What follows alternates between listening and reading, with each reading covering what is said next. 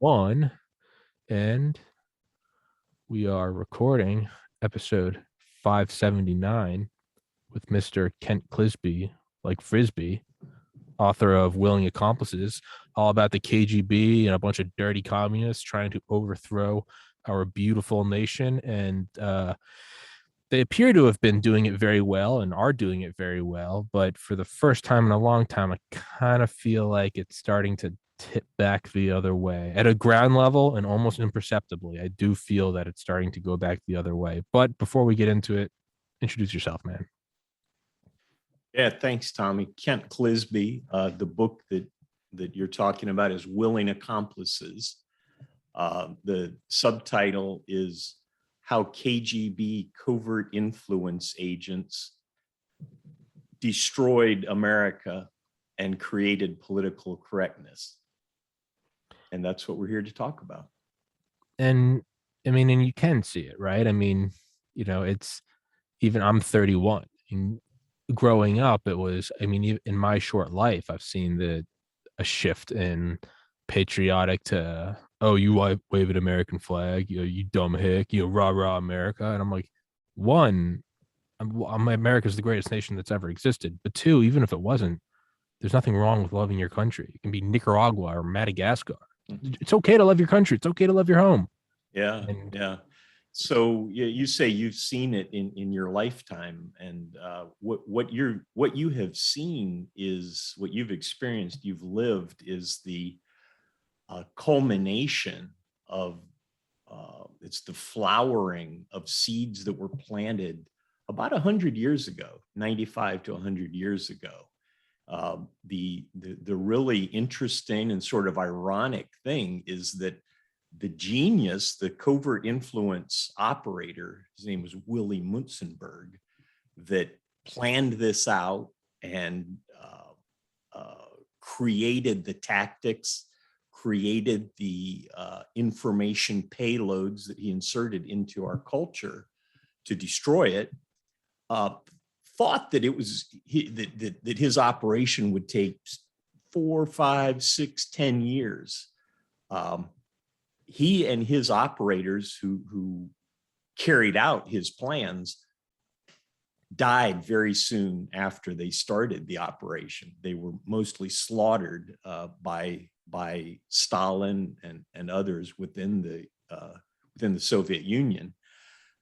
The ironic thing is that they never saw the culmination of their plans. Their plans, their operation went underground and sort of grew. I describe it like kudzu. Kudzu is the weed that ate the South. It grows and spreads and then pops up 100 yards away. This whole the payload, the hate America payload, they planted in our culture, and it grew sort of underground and only popped up and became very obvious in the late 80s, 90s, and it became more obvious.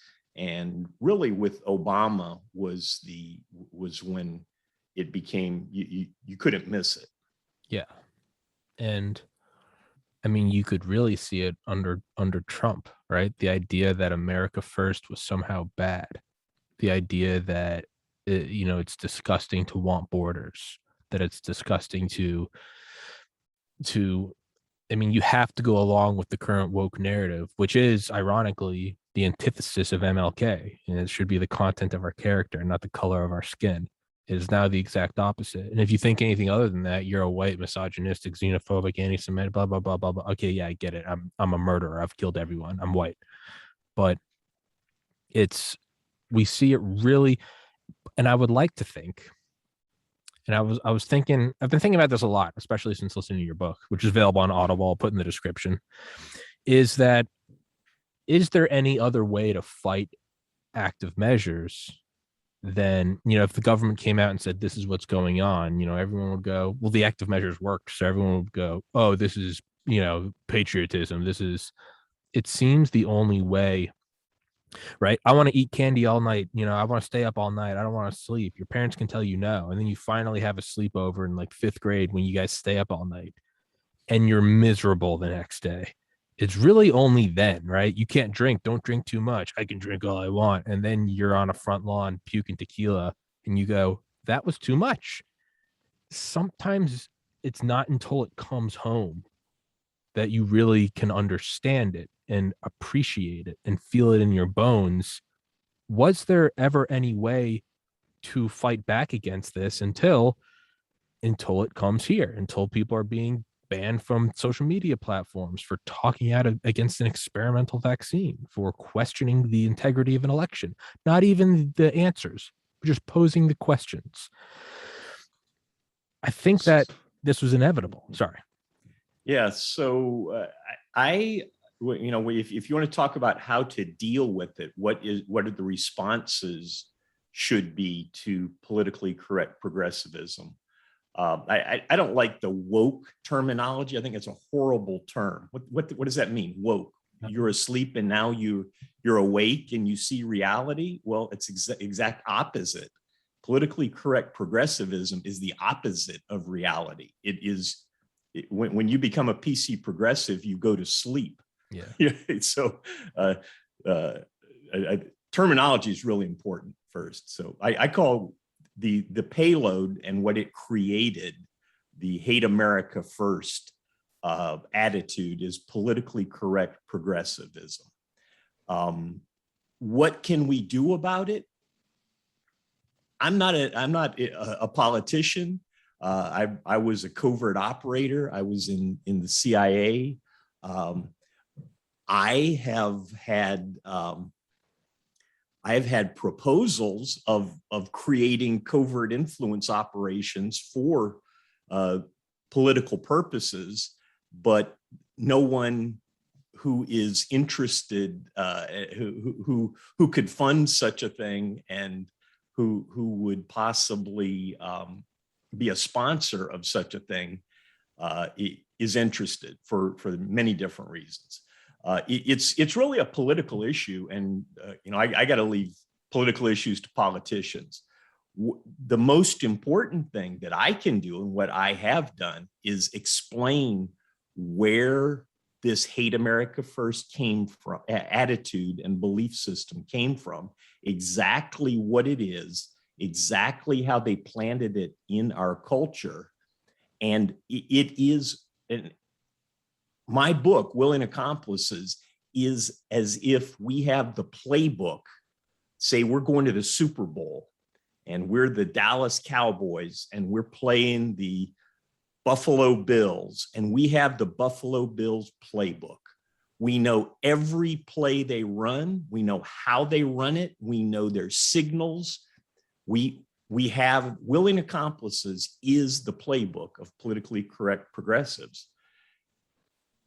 All I can do is give that playbook to people who can take action for them to take action. What's happened instead, I'm very disappointed since my book's been out going on 10 years now, is that most people who call themselves conservatives don't want to hear this. They don't want an answer. They want to keep saying, oh, how can people believe that America is so horrible? Oh, how can Americans, and they just want to keep questioning and questioning. Back after the break. How can people believe? Back after the break. Yeah, listen to my sponsor's message and we'll explore that question. They don't want answers. They want to just keep stirring it up and keeping people guessing what's coming. So what can we do? If you look back in history, as this was happening, as the Comintern, the Communist International, was running operations from the very beginning of the Soviet Union, from their revolution in 1917 until they disappeared in the late 90s. But immediately after the establishment of the Soviet Union, 1917, 1918, they established international, in fact, they had international operations before they actually established the Soviet Union. They were a conspiracy, an international conspiracy, the Bolsheviks, excuse me. And when the Soviet Union was established, they immediately funded and operated the Communist International, which was, in their theory, once one communist revolution happened, it should have been like dominoes. It should have, like a wildfire, spread across the world. It didn't happen. Dominoes didn't fall. Other countries didn't become communist. So the Communist International's role, one of their roles, was to create revolutions, was to instigate rebellions, was to support communist movements around the world. And that was part of the Willy Munzenberg's operations, which created, they were covert influence operations that created political correctness, were sponsored by the Communist International, the Comintern. There were Americans who got it. There were Americans who understood at the time, contemporary. J. Edgar Hoover, the FBI, were all over many of these guys, many of the operators who were doing Munzenberg's ops. Sorry, keep going. I interrupted. I said McCarthy. Oh, yeah. And then McCarthy. McCarthy was right. McCarthy was right. Pour one out for McCarthy. He was right. My friend Stan Evans, unfortunately, he is recently deceased, but Stan Evans wrote a series of books, and he focused on the Soviet espionage collection operations mostly, but his last book was shucks, I can't remember the name of it, but it was about McCarthy, and it was, I call it McCarthy Was Right. So Stan Evans' book about McCarthy lays out chapter and verse the how McCarthy was right. It is also, and you'll see in my book, I explain how covert influence operations work. One of the keys to covert influence operations is, how do you respond? How do you, an operator, respond when you're exposed? And the dead giveaway, I call it Andemka. Andemka. Admit nothing, deny everything, make counter accusations. If you go back, look at history, the people who were attacking McCarthy were practicing Andemka. He was poking the hornet's nest. He identified correctly most of the time. He made some mistakes, but he was also underestimated the number of agents and willing accomplices throughout. And he also, McCarthy also pretty much ignored the non-governmental agents and operators. He only focused on communist agents in the government. So Hoover was onto them, McCarthy was onto them. The John Birch Society, they went a little wacky at pretty much at the beginning of the 60s, but they had the right idea. There was an international communist conspiracy. That's the whole point of communism. It's the whole point of the Communist International is it was literally an international conspiracy, and the United States was in its crosshairs. And it's, you can always tell, right? I don't like Stalin. I don't like the Soviet Union. I just think it's a fun little, practice in politics. They've got a fun little experiment going on, and I'm not a real expert in politics, but I've got a feeling that the little man's not getting a fair shake, and I just want to see how it's all the same horse shit. And Willy Munzenberg, what you just quoted a version of Willy Munzenberg's payload, and his wife, Babette Gross, was she worked very closely with him from the 1920s until he died in 41, I believe, 1941. She was interviewed when she was in her 90s, in the 1990s, and she explained exactly how he operated. And she laid out, here is the gist of our approach. You claim to be an independent-minded idealist.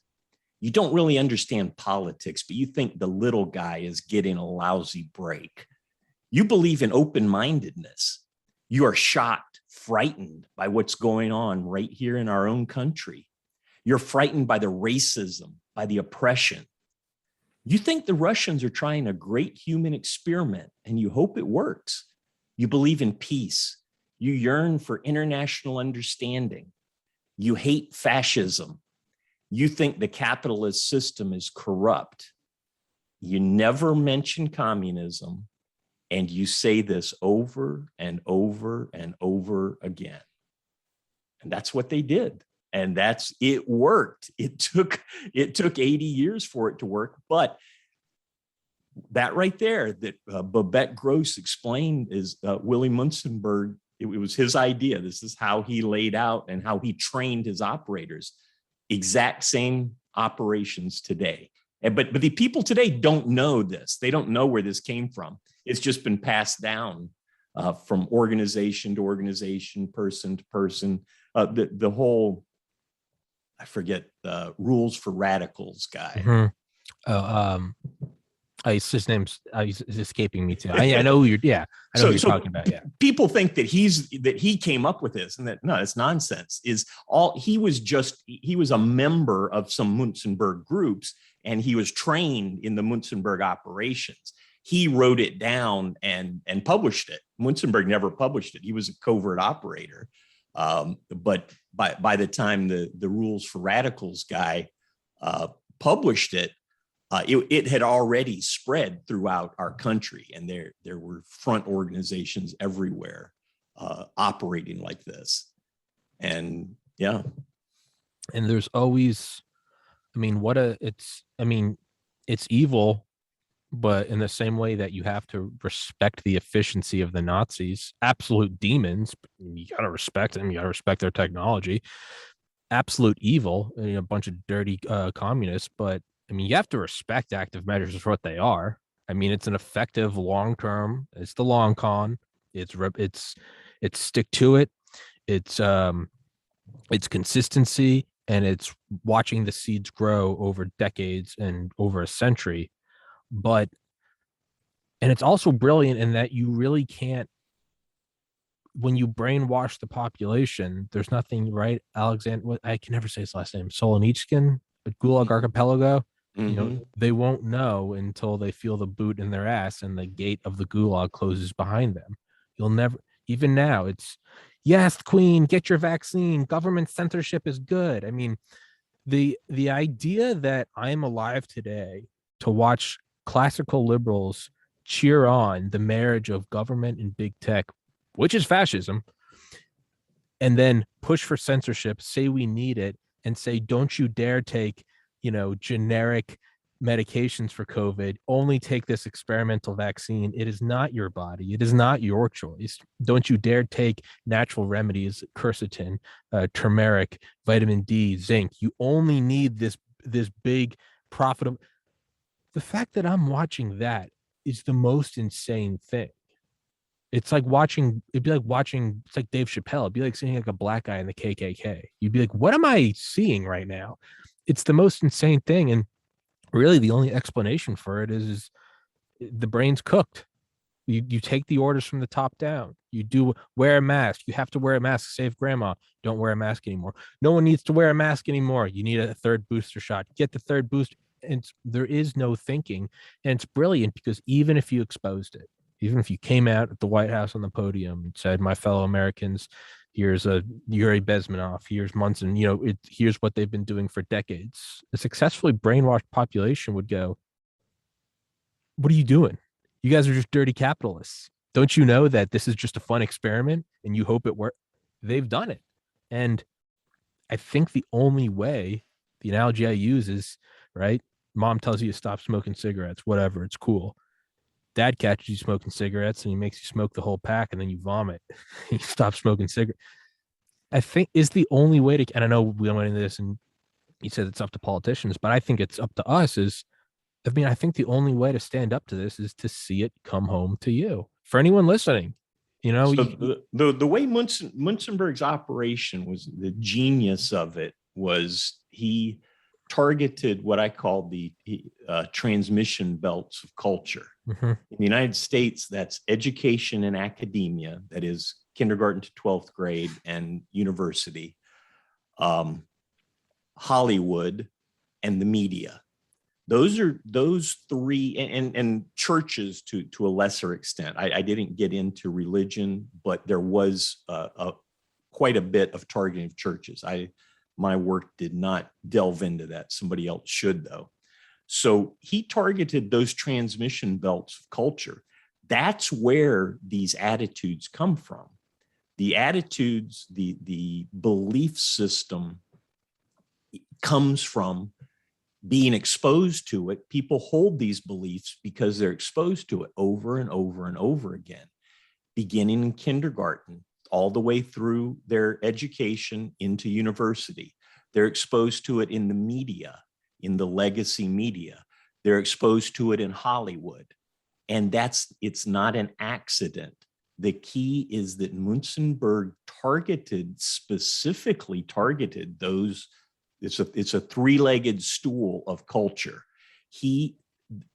Before Munzenberg, that those transmission belts of culture transmitted and taught and created a standard American culture, a standard belief in America, a belief in us as a not perfect, but the best example of what can happen with freedom, liberty, and independence when people are allowed to create their own government. Americans understood what it was that we had. They understood the value. They understood everything about our country, and those beliefs were created, transmitted, and reinforced by those three-legged the three-legged stool of cultural transmission belts. Munzenberg inserted his message specifically. He recruited specifically people in Hollywood to begin inserting the message of America's racist, sexist, homophobic, xenophobic, imperialist, capitalist hellhole, and it must be changed slowly, and very gently. And he recruited people. In my book, each one of those domains, I chose one covert influence operator. In the education and academia was a professor named Dr. George S. Counts. He's revered today still in schools of education as the founder of what he called social reconstruction. And he was recruited by the Russians. He was a quote unquote Russian expert, though he knew nothing about Russia before he started working for Columbia University. He went to Russia and was immediately recruited and came back and began creating this social reconstruction movement that ended up by the time he retired in the 60s. He started in the 20s and he retired in the 1960s.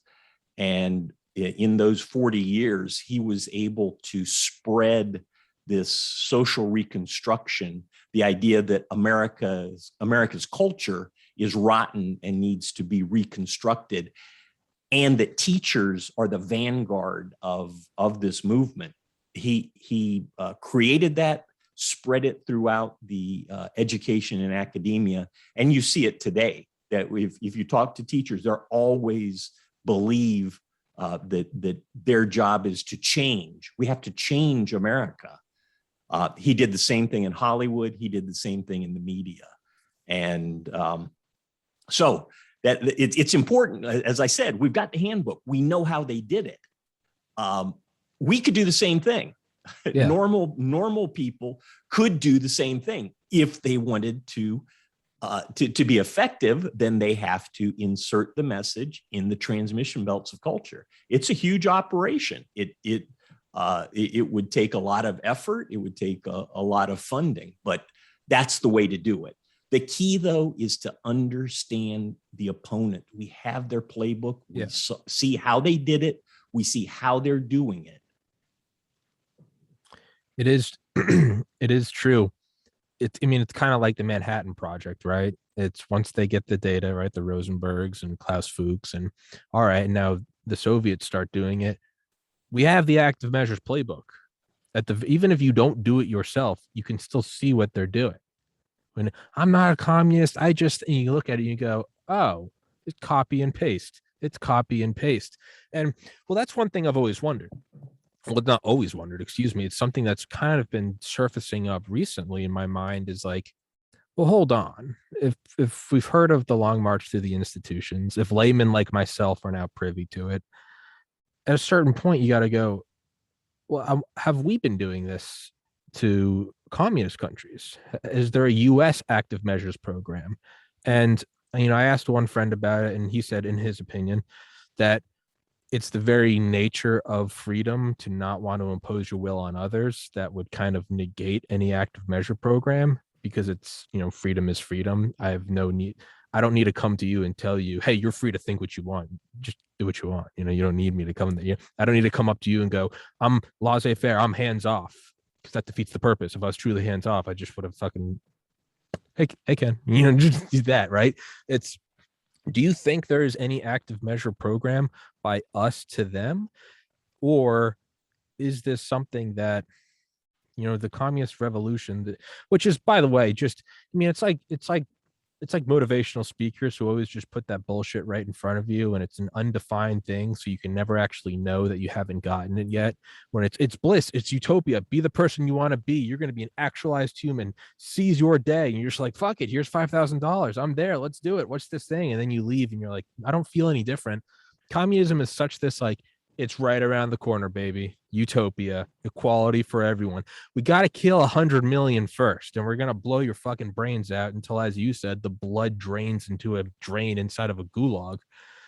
But we will get there, brother, comrade. We will get there. It's just always dangling right there. And you kind of went into it with cancel culture, and I've brought this up with what kind of woke culture. Or sorry, PC, you use PC, cancel culture, because you're right, even the book is 10 years old now. So cancel culture, or PC, whereas today's cancel culture, I've brought this up before, is that which destroys can only destroy. A forest fire will just keep burning so long as it finds forests, but it's never going to build a small town. It will burn down barns, but it's never going to construct. So cancel culture is, all it can do is crush. It has no ability to be free and to create. And I think this, and let's agree to disagree, it can only put crosshairs on people. Will it eventually, involuntarily or ironically, or both, will it put crosshairs on itself? So cancel culture is just politically correct progressivism in charge. This is what happens when they're in charge. They weren't in charge for a long time. Now they're in charge, and that's what happens. It constantly happens. Nobody can be pure enough. The key to remember is that PC progressivism is based on hatred. There is no positive belief. Everything, they have six tenets of their belief system. It's key. You got to understand this, that they believe that America is a racist, sexist, homophobic, xenophobic, imperialist, capitalist hellhole, and it must be changed. That is the hate. There's no, that's why PC progressivism is not communism. PC progressivism is not Marxism. It's not woke. It's not liberal. It's hatred. It is pure hatred. That is all it's based on, is those six things those are their 6 points of hatred. They have Munzenberg planted it. It was repeated over and over and over, and it is now part of the mind and the life of millions of Americans. It's pure hatred. So all hatred can do is hate. There's nothing productive can come out of the hatred. Can we? Again, it goes back to you asking, can we do this? Can normals run covert influence operations? Of course, normals can run covert influence operations. We just do it really, really badly. And the United States, even before PC progressives took over our military and our intelligence community, when it was relatively normal Americans running those, we were still bad at doing covert influence. Of course, I mean, it's part of the charter of the CIA is covert influence, and obviously they've done it. Out in the record and well known is the fact that Dr. Zhivago was the book Dr. Zhivago was sponsored by the CIA at some point. The publishing it and publicizing it and spreading it around the world was helped by the CIA. That was a very, very productive covert influence operation. It was almost Munzenbergian. It used literature to implant the message. The Dr. Zhivago is very well written and not polemic and not lecturing. It just shows this is what it's like to live under communism. This is how life is so horrible, and these are normal people going about their lives, and this is what happens under communism. There's not a lot of historical examples like that of us being successful.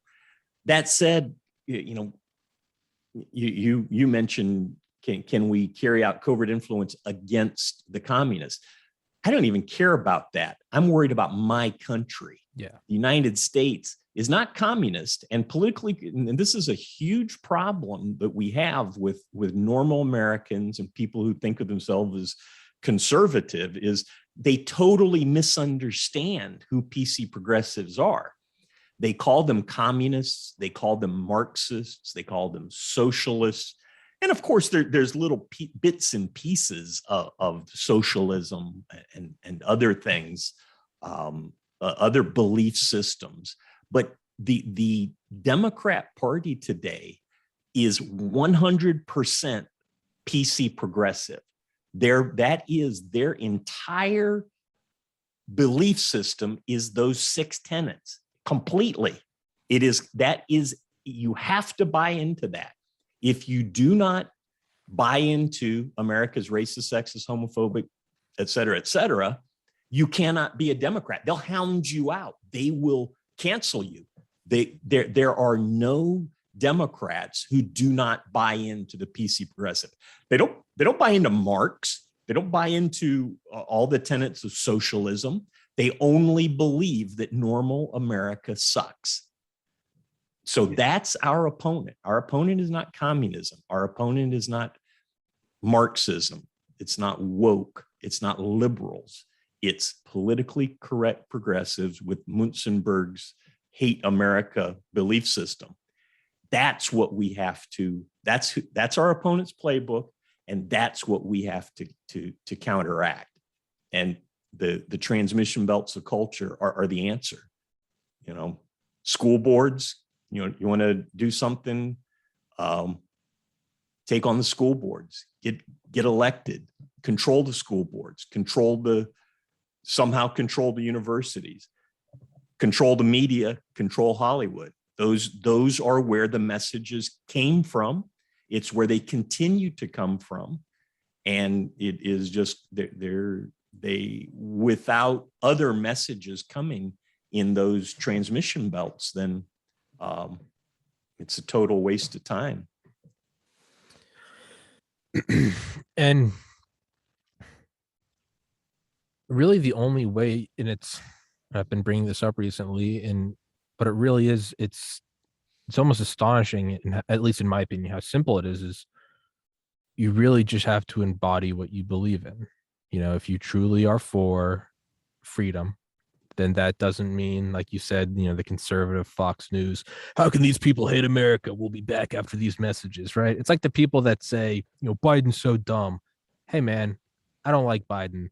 You're not dumb if you get into the Oval Office. Trump's an idiot. Exactly right. You're not stupid if you're a billionaire in control of the nukes. So Yep. stop with the whole Fauci's stupid. He's not stupid. You're removing the responsibility of a malicious, competent individual. It's PC progressivism is the problem. It's not, these people are not stupid. Yeah, they're exactly. not stupid. Not all of them. So of course, some of them are morons. Some of them are stupid. But the idea that libtard. Yeah. People call them libtards. Drop Dude, it. These people are, many of them are brilliant geniuses. They have just been infected with PC progressivism, and they have, really, it's more the beauty of Munzenberg's operation is that he understood it's not about intellectual. You don't intellectualize these kind of things. You feel them. He made it cool to hate America. He made it cool to call America racist, to call America sexist, xenophobic. He created organizations where you could join and be with a whole bunch of cool people who also believed, that America was racist. It's about feelings, and smart people have feelings too. And they like to be cool. They like to be accepted. There's a great, in my research, I uncovered one of the operators in Hollywood back in the 30s or 40s, maybe even 50s, who said, I'd love to join these organizations. It was Actors Against Fascism or something like that. They do all, they tell us what to think. They tell us, they do all the thinking for us.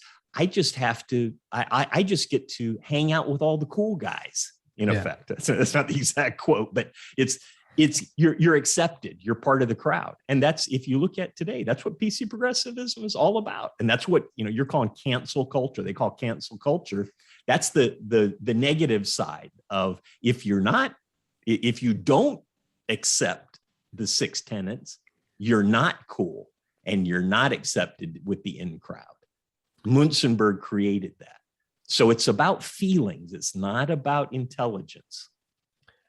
What's interesting, though, is, that was once a rebellious thing. So America's not cool, right? That was rebellious. It was rebellious to get covered in tattoos. So I have nothing against tattoos. I don't give a shit. But it's kind of ironic now, because if you want to be, I went to Catholic school for 12 years. You always did what you weren't supposed to do, just because it was fun. Because it was fun to not do what you weren't supposed to do, right? It's kind of funny to see how now, you really want to do, you want to be part of the cool. You want to do some cloak and dagger shit.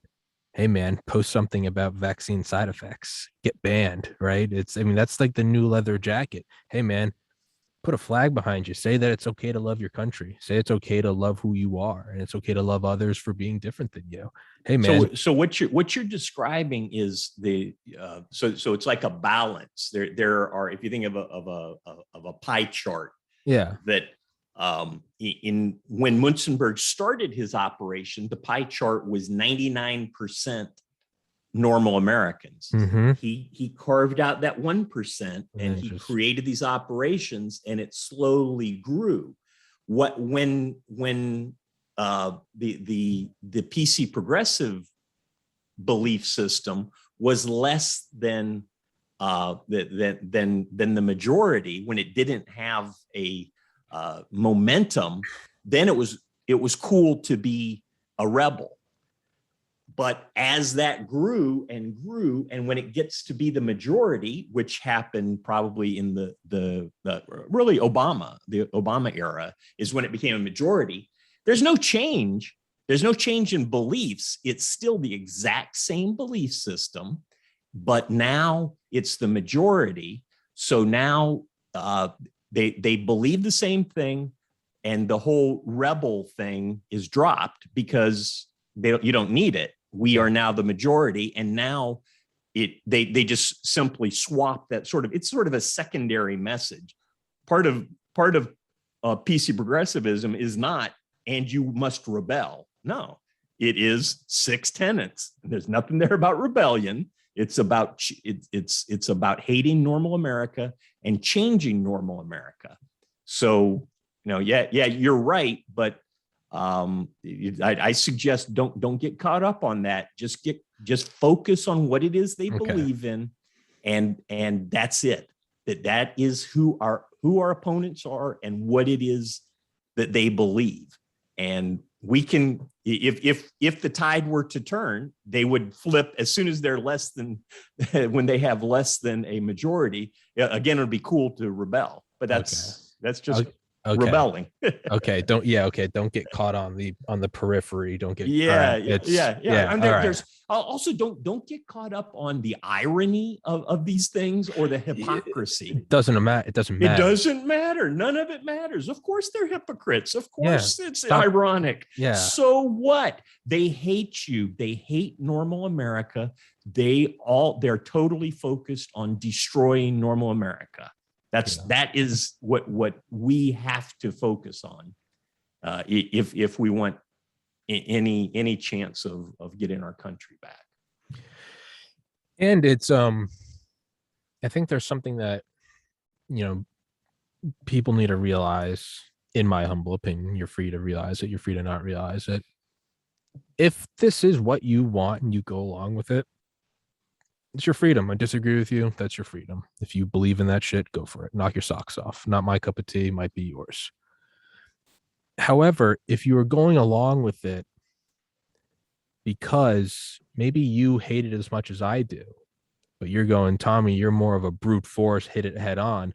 Maybe you're thinking, well, I'm going to judo this. See, what I'm doing is I'm just conceding a little bit, and then that's how I get it to go away. You have to realize there are no number of concessions you can make. Eventually, you either are defeated or you're going to have to hit them head on. You can start small.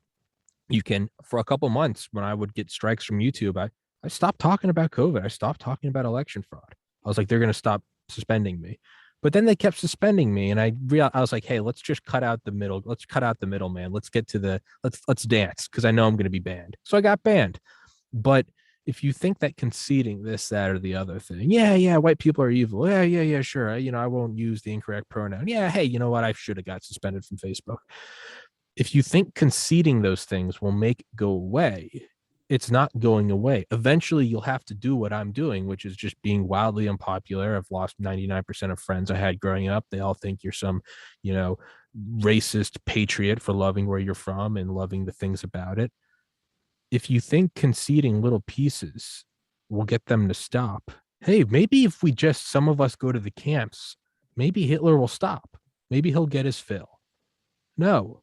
So you can start now in 33, or you can wait until 45, or you can just march into the showers. It's up to you. But if you dislike it as much as I do, hey, I get it. I get the idea of, let's be stealthy. Let's concede this, and then they'll leave us alone. If that actually worked, sure. Then put on a hammer and sickle and go, and then they leave you alone, and then that's good. If that was a one-time off, I'd be all for it. It's not a one-time off, because what you are conceding now may be adequate today. Tomorrow it won't be adequate, and in a week it'll be not only will be inadequate, it'll be you are just as bad as you were a week ago. They're going to keep coming for more and more until there's nothing left. And then there will be nothing to fight for, and there will be no one to fight with you. So that's kind of my 2 cents. Is to anyone listening thinking that if you just concede a little bit, it'll go away. They're not fucking going away. I wish they would. I'd throw on a fucking Mao shirt if I thought everyone would leave me alone. If I had to do it one day and then everyone would leave me alone and I would never get banned from YouTube again, yeah, sure, I'd do it. I don't give a fuck. I'll drop my ego. It's not working.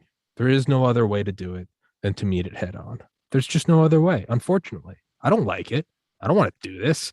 I'd rather be playing video games and smoking pot, right? But it's where we are today. So on that subject, the key to remember, their belief system, PC Progressive's belief system, has an action corollary, and that is America, and it must be changed. Yes. America is racist, sexist, blah, blah, blah, and it must be changed. And that is the action. That's BLM riots. That is everything that they're doing to take out normal Americans. And it must be changed. They are totally committed, as part of their belief system, to destroying normal America. And no, they won't stop. The key is that the whole Munzenberg covert influence operation was not just to plant some ideas. Their goal was to destroy America. They thought it would take 4 years. Oh yeah. And that America would become the union of Soviet socialist America. But you got to understand that the belief system has that action corollary. They're constantly taking action to destroy. And until you are destroyed, they will not stop. It's the difference, or it's like, it's like believing we're all God's children and being good to one another and, love thy neighbor, even if you disagree with them. It's the difference between that and it being part of your belief that you have to go knock on like 100 doors a day and tell people about it. If you think opening the door and listening, I used to do that all the time. Someone knock and I would just be like, maybe if I just give them a minute, they'll leave me alone. If they're going to keep, and granted, they're not hurting me. They truly believe they're doing what they think is God's work. Okay, I get it. But you can give them a minute. It's like a telemarketer. Let's use a less religious example. A telemarketer, you can give them 30 seconds, you can give them a minute, you can give them 5 minutes. They're not going to give you a polite way out because they're there to get a sale from you. Exactly. So yeah. if you either don't pick up the phone, that's the first thing. And if you do, hang up. You don't need to be polite about it. You don't need to be mean. You just have to understand what the telemarketer's goal is. The telemarketer has a specific goal. Yes. So do PC Progressives, and they're not going to stop. A couple of things, Tommy, if I could, let me share a couple of points. On that point, the vast majority of PC Progressives have no clue what we're talking about here. Mm-hmm. They don't know the where their beliefs came from. I'm talking about 99.9999999. There's probably very few alive today who know this. Maybe there's a 115-year-old ex-Comintern officer somewhere, but there's not many of them. American PC Progressives don't know. They've never sat down. They don't have a Bible that lays out, here's the 6 beliefs, but they have it in their head. They don't have a training program and you will take action, but they have it in their head. And there are training programs that teach them how to take action. But it's not, they don't have a Bible that you can argue with. They don't have a Book of Mormon that you can open it up and say, look, this verse, this is kind of crazy. No, it's all in their heads and it's all internalized. So it's very difficult to, if not impossible, to discuss this with one of them. I never do. So that's one point, is to help in dealing with this as we live our lives in the new America. Something else, you mentioned Germany a couple times. I highly recommend that when you want to use an example of a totalitarian system, the USSR, the Soviet Union, killed hundreds of millions. They sent hundreds of millions to camps. They slaughtered, genocided multiple races. So please, yes, Hitler was bad. Hitler was a piker. He couldn't do shit compared to the Soviets. And he didn't care about the United States. He was not invading the United States. He was not sending people over here trying to make us all become Nazis. The Comintern we were their main enemy. They sent people here overtly, covertly, they sent wave after wave and spent billions and billions of dollars trying to destroy us. So if you don't have examples off the top of your head about totalitarianism, there's lots and lots of books. I highly recommend that you use that as an example, because although PC progressives are not communists, they're not Marxists, that's where their roots are. Their roots are in the Comintern, and they will lead us to a totalitarian system like that. Just a tip. Sure. Yeah. One last thing is kind of my one of my pet peeves. As I went through this research to get to build up this knowledge that I'm not 100% right. I know I made some mistakes, but I think I've got this nailed down pretty good. The subject of willing accomplices. One thing that I came across really quickly in my research was Yuri Bezmenov. I'll make it short. Yuri Bezmenov was a fraud. Yuri Bezmenov was not a KGB officer. Yuri Bezmenov did not operate. Yuri Bezmenov was a journalist. He was a Soviet citizen. He was a journalist. He defected. He had no inside knowledge of anything except journalism.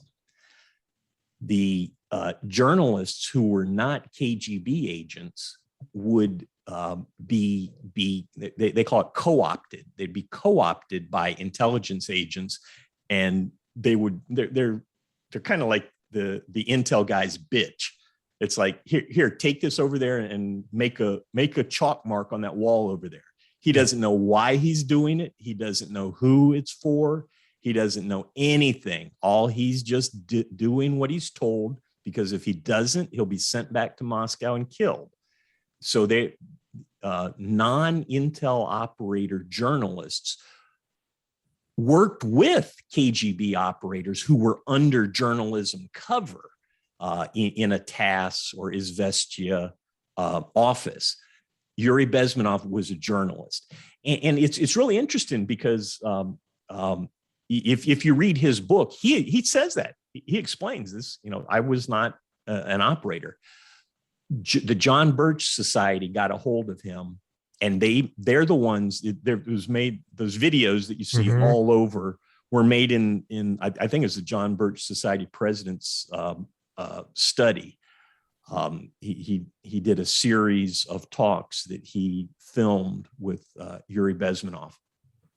As I said, John Birch was right in much of their analysis, but they went off the rails, and they would exaggerate both their sources and as well as their whole analysis of what the Comintern was doing.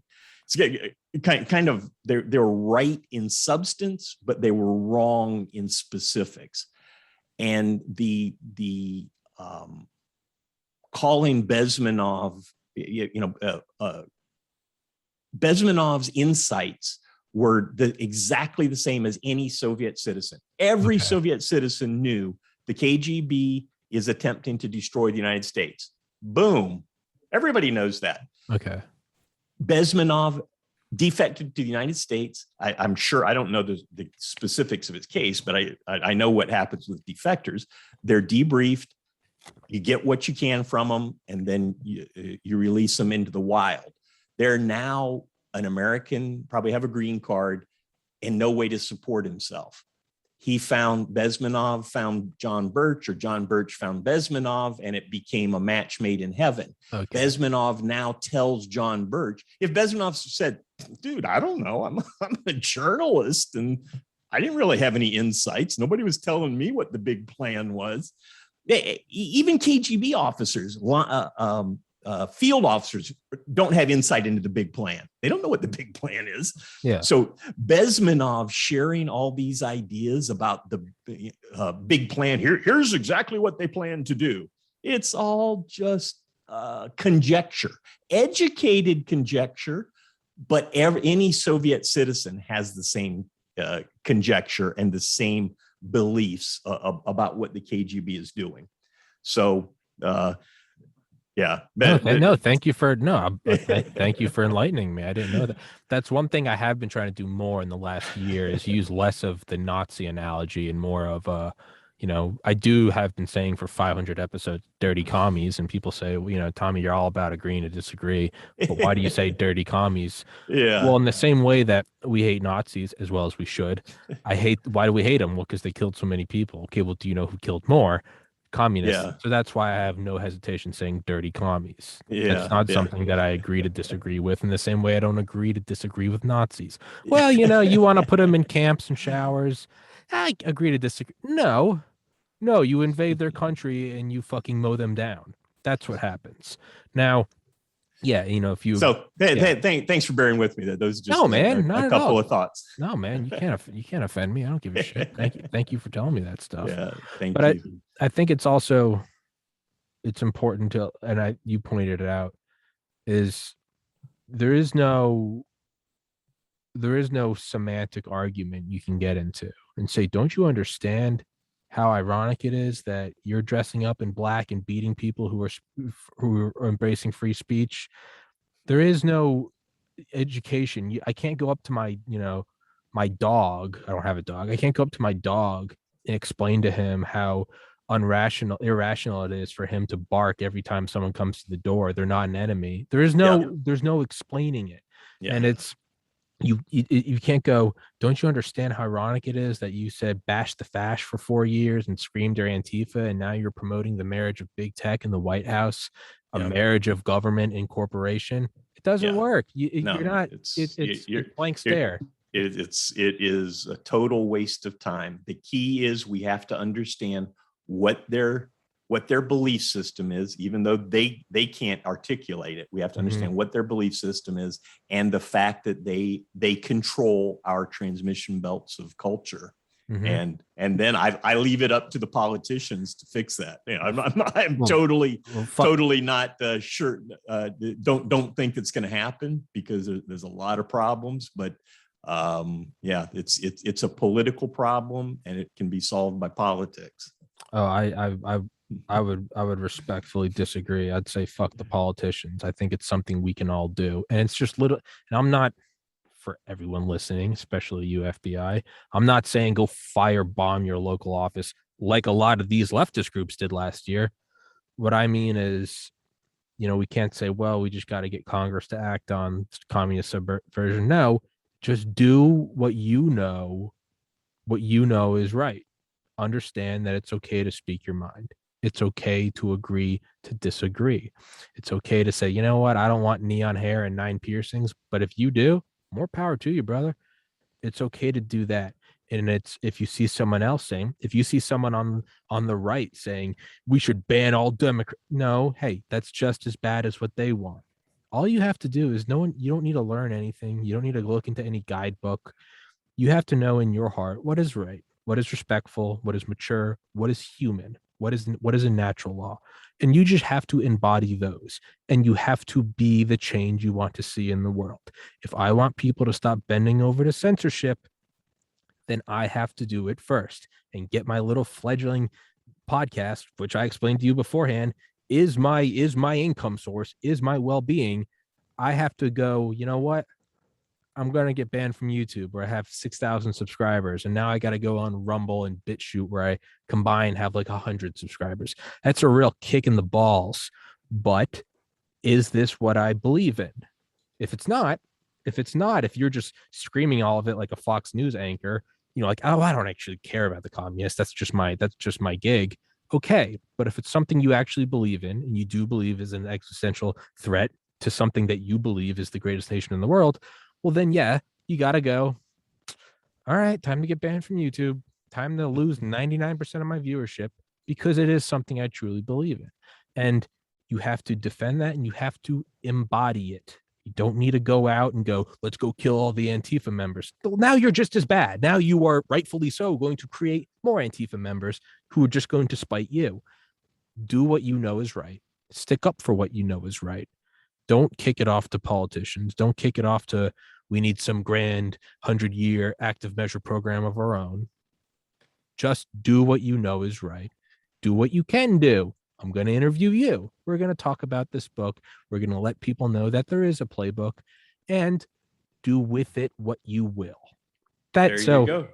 So that's what I respectfully disagree with you on, is not I'm giving it to with you. politicians. We have to do it on our own. Okay. We have to do it. Yeah. Let's do it.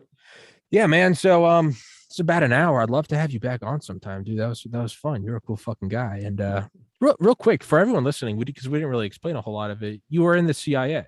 Yep. Yeah. Yeah. I was an operations officer, case officer. Job of a case officer is to spot, assess, develop, and recruit human sources of foreign intelligence. My specialties were Southeast Asia, the Middle East, Islamic extremism, and counterterrorism.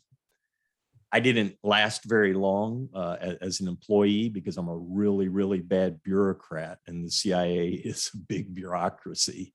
But after 9/11, I went back. I got out in the late 90s, and during .com became a headhunter, had my own business as a executive recruiter.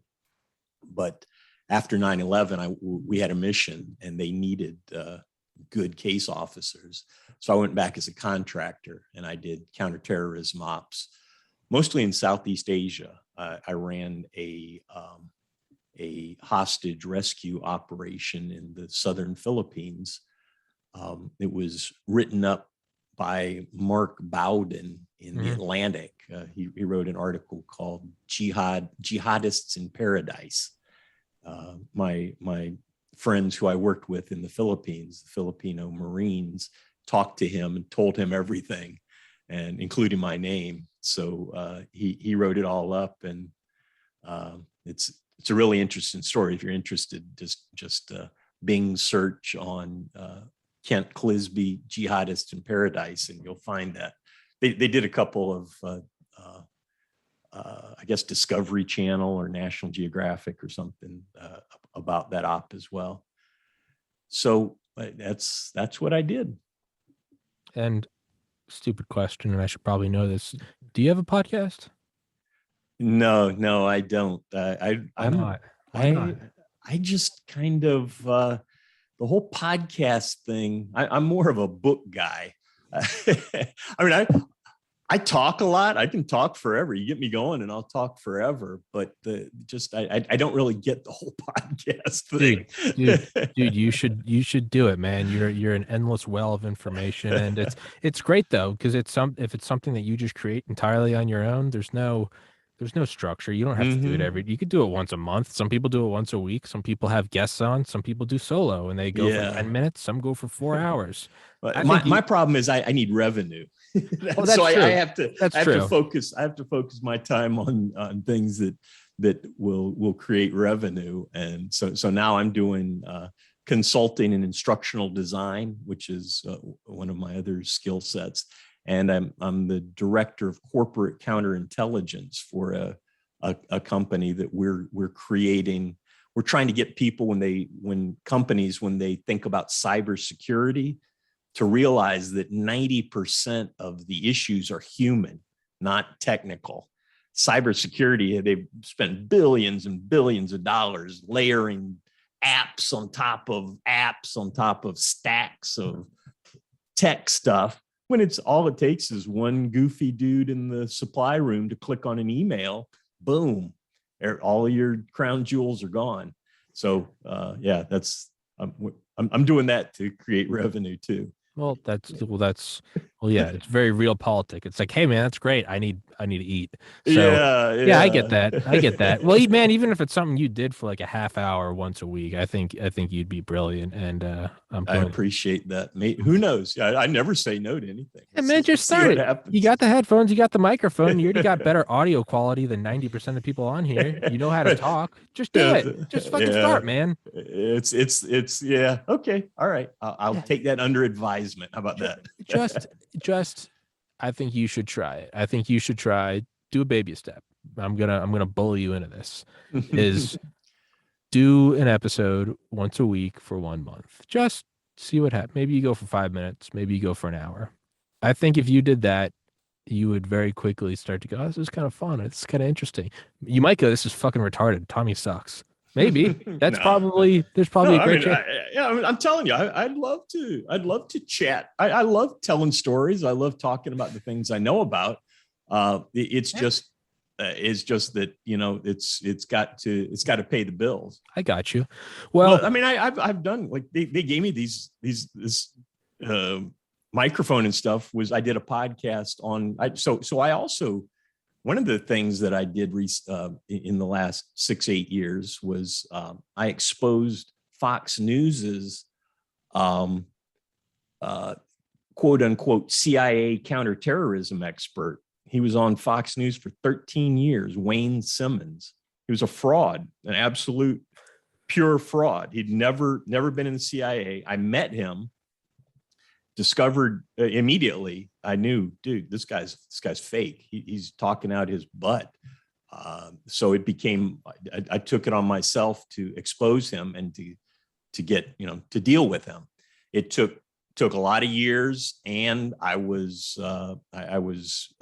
PNG'd, persona non grata, from all quote unquote conservative media because of it. But Simmons ended up doing 5 years in prison. The Jesus. FBI arrested him for major fraud against the U.S. government. He had claimed he'd used his fake CIA background to get a security clearance. Whoa. So that was what undid him. And Fox News didn't care. Fox News, I set up a team, a whole bunch of collaborators, that ex-CIA guys, that helped me to vet as well as to spread the word. And some of the ex-CIA guys were regular guests on Fox, and they were they had good contact with the people who made the decisions about putting people like Simmons on, and they got the word directly. Look, we have evidence. It's clear that Simmons is a fraud, and the Fox guy said, "Oh, okay." And 2 days later, Simmons is on the air. And now we need to attack Iran. Iran is blah blah blah blah blah. Just his regular shtick, which is just total BS. So, yeah, I've that was a big thing, and it became. I was in a front page story of the New York Times Sunday magazine with that, and that spun off. I've done a lot of appearances, a lot of podcast. I've been a guest on a lot of podcasts about that. So yeah, I guess what I was getting to is I've done podcasts before as a guest, and probably I won't do one myself. I'll give you a call though when I'm ready, okay? And I think you should. I think you should, man. I appreciate I it. think you, but obviously do what you want. That would be a badass podcast, man. I'd love to have you on again and talk about that. That'd be sick. Well, Mr. Clizbe, let's wrap this one up. Great. Thank you very Thanks, much Tom. for coming on. Yeah, Willing Accomplices. It's on Audible. Learn the playbook. Do with it what you will. I'll put it in the description. It's an awesome listen. It brings a lot of things in a light, and move forward with that. Move forward with what you will. Yeah. And the book has a website, willingaccomplices.com as well. Okay. I'll put that in the description as well. I'll also put in I can put in your consulting website. You just KentClizbe.com is my sort of public website. Beautiful. Well, I'll put all those in there. Thank you Yeah, so I much. appreciate it, Tom. Absolutely. Keep Thank up you. the good work. I'm sure this is gonna your work is gonna blast off, and you're gonna be fantastically successful. Think positive. Thank you, sir. I will. Goddamn Okay. right. I will. Thank you so much. God bless America. God bless you, sir. And let's fight these dirty communists and stay safe, everyone. Be kind to each other. Love each other.